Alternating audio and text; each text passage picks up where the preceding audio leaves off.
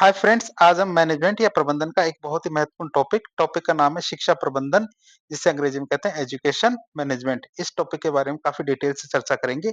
आप हमारे साथ बने रहिए ताकि आपको इसके बारे में जानकारी हो सके। सबसे पहले देखेंगे शिक्षा प्रबंधन की परिभाषा और इसके सार के बारे में। तो शिक्षा प्रबंधन क्या है?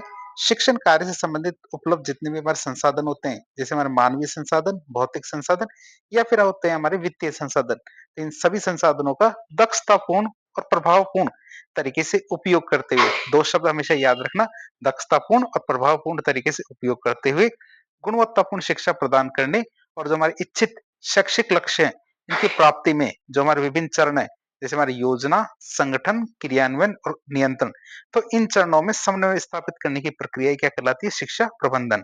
तो आपके लिए एक बार वापस बता देते हैं कि शिक्षण कार्य से संबंधित हमारे उपलब्ध संसाधनों का दक्षतापूर्ण और प्रभावपूर्ण तरीके से उपयोग करते हुए गुणवत्तापूर्ण शिक्षा प्रदान करने और इच्छित शैक्षिक लक्ष्यों की प्राप्ति में विभिन्न चरणों में समन्वय स्थापित करने की प्रक्रिया क्या कहलाती है?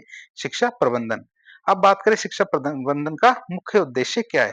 तो शिक्षा की गुणवत्ता सुनिश्चित करना और एक सुशिक्षित, सभ्य और जागरूक समाज का निर्माण करना इसका उद्देश्य है। अब हम देखेंगे शिक्षा प्रबंधन की मुख्य विशेषताओं के बारे में। कई बार परीक्षा में ये चीज आ जाती है।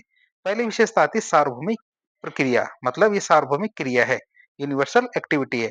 तो शिक्षा प्रबंधन क्या सभी देशों और समाजों में, ध्यान रखना, चाहे तानाशाही हो, चाहे जनतंत्र हो, चाहे लोकतंत्र हो या राजतंत्र हो, किसी भी प्रकार का समाज हो, तो सभी देशों और समाजों में शिक्षा प्रणाली को सुचारू रूप से चलाने के लिए अनिवार्य अनिवार्य और आवश्यक है क्या? हमारी शिक्षा प्रबंधन।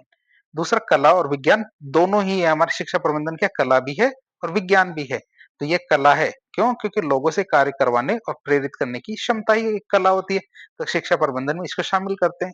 और साथ ही क्या है, ये एक विज्ञान भी है। क्यों? क्योंकि व्यवस्थित ज्ञान, सिद्धांतों और तकनीकों का उपयोग करता है। ये क्या करता है? व्यवस्थित ज्ञान, सिद्धांतों और तकनीकों का उपयोग करता है। बात करें शिक्षा प्रबंधन की, तो ये क्या है? एक पेशा है, मतलब कि विशिष्ट ज्ञान, कौशल, आचार संहिता और पेशेवर प्रशिक्षण वाले जो लोग होते हैं, जैसे हमारे प्रधानाचार्य होते हैं, प्रशासक होते हैं, इनके द्वारा संचालित होता है, इसलिए क्या है? एक तरह का पेशा है। फिर बात करें इनकी विशेषता की, तो लक्ष्योन्मुखी क्रिया, मतलब गोल ओरिएंटेड। इनका प्राथमिक लक्ष्य क्या है? शिक्षित, सभ्य और जागरूक समाज का निर्माण करना। क्या इसका मुख्य लक्ष्य क्या होता है? प्राथमिक लक्ष्य कि शिक्षित, सभ्य और जागरूक समाज का निर्माण करना, जो क्या करेंगे? राष्ट्र निर्माण में योगदान देंगे।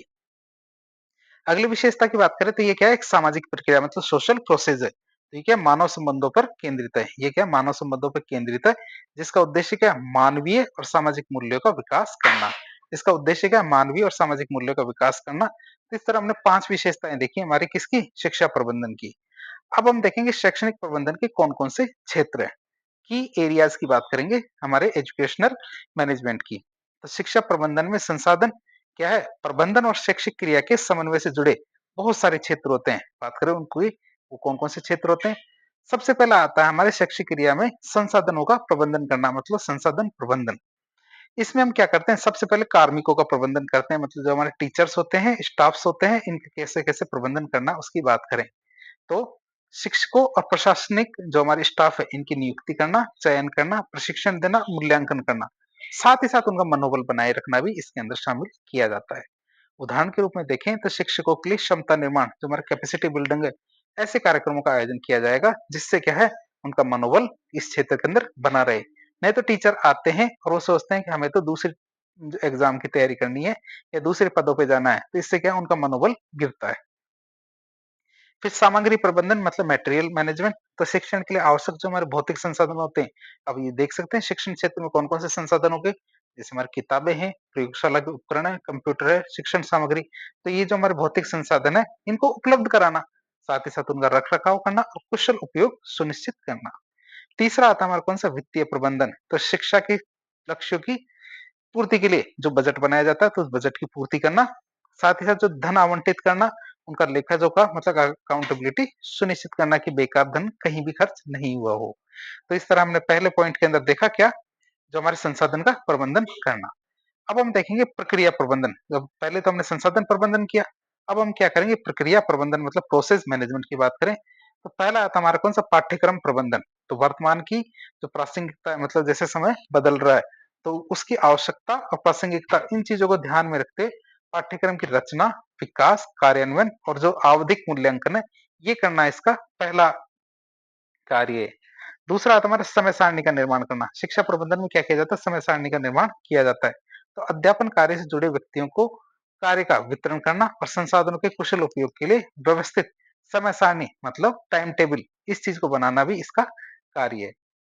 फिर बात करें हमारे सहायक जो शैक्षणिक गतिविधियां होती है, ऐसा नहीं है कि टीचर का काम केवल पढ़ाना होता है, इसके अलावा उनके बहुत सारे सहायक गतिविधियां होती है, जैसे कि उन गतिविधियों को शामिल करना जो छात्र के मानसिक, शारीरिक और सामाजिक गुण, जैसे कि हमारे नेतृत्व करना, टीम वर्क, रचनात्मकता, इन सब जो हमारे सामाजिक गुण हैं, इनका विकास कर सके।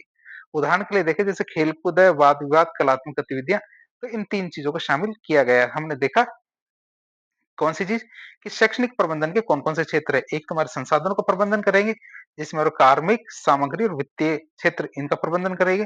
दूसरा प्रक्रिया प्रबंधन, तीसरा हमारा क्या सहायक शैक्षणिक गतिविधियां। अब चौथे की बात करेंगे, चौथा ये अलग है, अलग की बात करें तो शिक्षा प्रबंधन का महत्व। परीक्षा में आ जाए आपसे शिक्षा प्रबंधन का क्या महत्व है, तो सिग्निफिकेंस ऑफ एजुकेशन मैनेजमेंट बात करें इसकी। तो एक कुशल शिक्षा प्रबंधन प्रणाली क्या है, बहुत सारे लाभ देती है। संगठन में क्या बहुत सारे लाभ देती है यदि एक कुशल शिक्षा प्रबंधन प्रणाली हो तो। पहला लाभ की बात करें तो हमारी उत्पादकता में इससे वृद्धि होती है। ये क्या कहते हैं, मानवीय, भौतिक और वित्तीय तीनों की बात कर रहे हैं हम इसके अंदर, मानवीय भी, भौतिक भी, वित्तीय। तो तीनों क्या उपलब्ध संसाधनों का कुशलतम उपयोग सुनिश्चित करता है। फिर प्रक्रियात्मक संतुलन की बात करें तो शिक्षा नियोजन मतलब प्लानिंग से लेके शिक्षा नियंत्रण मतलब कंट्रोल तक के विभिन्न चरणों में संतुलित विकास और समन्वय बनाए रखता है। शिक्षा नियोजन क्या करता है, ये क्या करता है, शिक्षा नियोजन से लेके शिक्षा नियंत्रण तक के जो विभिन्न चरण है उनमें संतुलित विकास और समन्वय बना के रखता है क्या, शिक्षा प्रबंधन। बात करें राष्ट्रीय विकास में योगदान की, तो गुणवत्तापूर्ण शिक्षा के माध्यम से सभ्य और शिक्षित समाज का निर्माण संभव होता है, जिससे हमारे सामाजिक, सांस्कृतिक और आर्थिक विकास में भी योगदान मिलता है।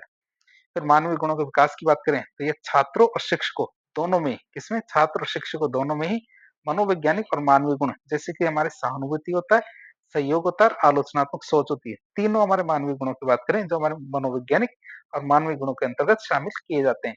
इनके विकास में मदद करता है क्या, हमारे शिक्षा प्रबंधन। और साथ ही साथ देखें तो बेहतर वातावरण की बात करें तो यह शिक्षा प्रणाली में अनुशासन, संयम में बढ़ोतरी करता है। ये क्या करता है, शिक्षा प्रणाली में अनुशासन और संयम में बढ़ोतरी करता है, जिससे क्या होता है, सकारात्मक सीखने का माहौल बनता है। तो इस तरह आज एक लेक्चर के जरिए हमने शिक्षा प्रबंधन के जितने भी पहलू थे उनको जानने की कोशिश की। तो इस प्रकार के इन्फॉर्मेटिव वीडियो देखने के लिए हमारे चैनल से जुड़े। वीडियो पसंद आता तो वीडियो को लाइक करें, चैनल को सब्सक्राइब करें, अपने दोस्तों का शेयर करें। धन्यवाद।